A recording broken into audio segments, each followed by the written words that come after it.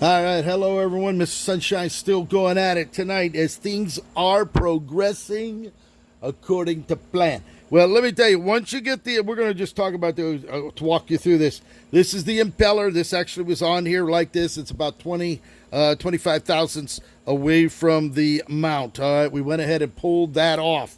We used our wheel puller. You can see how corroded it is. We're going to have that cleaned up. That's going to look brand new by the time I'm done. Once you get that off, you have your seal. This is the seal that was inside. This is what failed. It's got carbon on one side, spring-loaded. It actually is built on there just like this. And then this actually goes on there and like that. But it was totally shot. We were able to pull that out. There it is. That's your old seal. That's the unitizer that collapses up against this. It seals this from the water, and once it fails, the water comes out of the two holes on either side.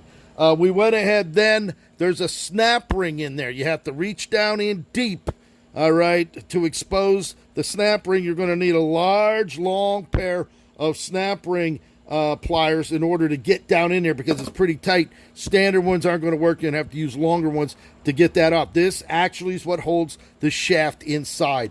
Once you have that removed, you go ahead and put this into the press because there's two bearings that this shaft rides on, along with there's a spacer in there and then a long spacer. So I got to the point where we went ahead and pressed it out, and we're going to go ahead and pull it apart so you have the opportunity to see what inside a Rolls-Royce thing. So we're going to go ahead and pull this out gently.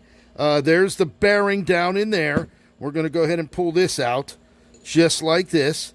There you go. There is your shaft. All right, you can see the shaft here. This is where the two bearings reside.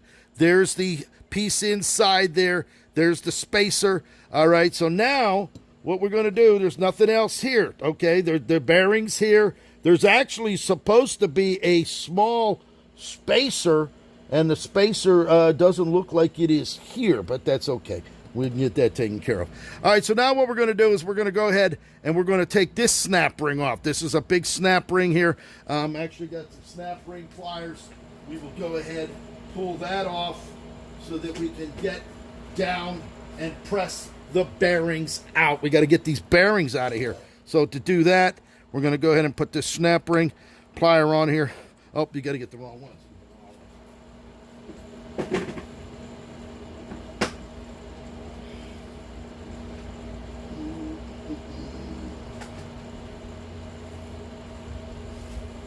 I'm going to go with these. I'm going to put this in there. This is going to go into that hole. We're going to then pull this in.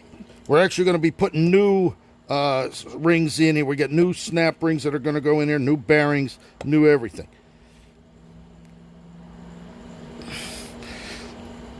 Oh, is that baby in there? There it is. Now you got to be careful. You don't want that to fly off and hit somebody in their face. That thing will break. There it is right there. So there's your secondary one. This is the small one that went down on this end. This is the big one that goes up on this end. So we're going to set those aside. Now there's your bearing. We got the bearing exposed. And now what we're going to do, we got to go over there and we're going to press these bearings out. All right, so there you go. There you can see the bearing was still okay. They're going to get replaced, no question about that. But the bearings are now going to go ahead and we're going to press them out so that we can get the center. There's a center sleeve in there. There's a sleeve that rides right onto here inside. So we're going to go ahead and get that. There's the snap ring for the other one.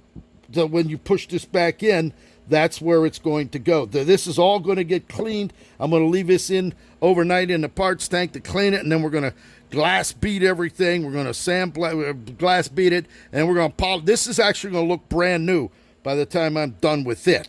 So we're going to go ahead now and push these bearings out of here.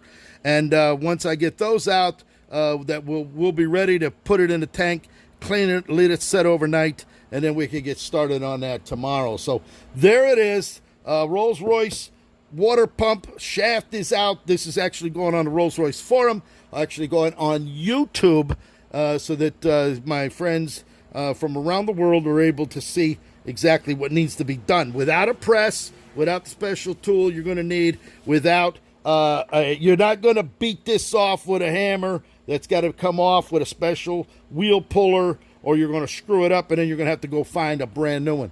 So we're not going to have to do that. We're going to do it right here. All right, pick up that phone, 561-693-8636, coming here live right here. Donald Couture, a little education late night here tonight, working on dismantling a Rolls-Royce water pump.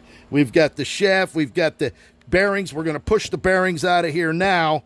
So we're going to get that all taken care of, and then we're going to go ahead and get this all cleaned and put new bearings, new bushings, new rings, and a new unitizer. This is the seal that failed on this water pump, and that's what caused all of this. So we're going to get that all taken care of for you here momentarily. Pick up that phone and call me now.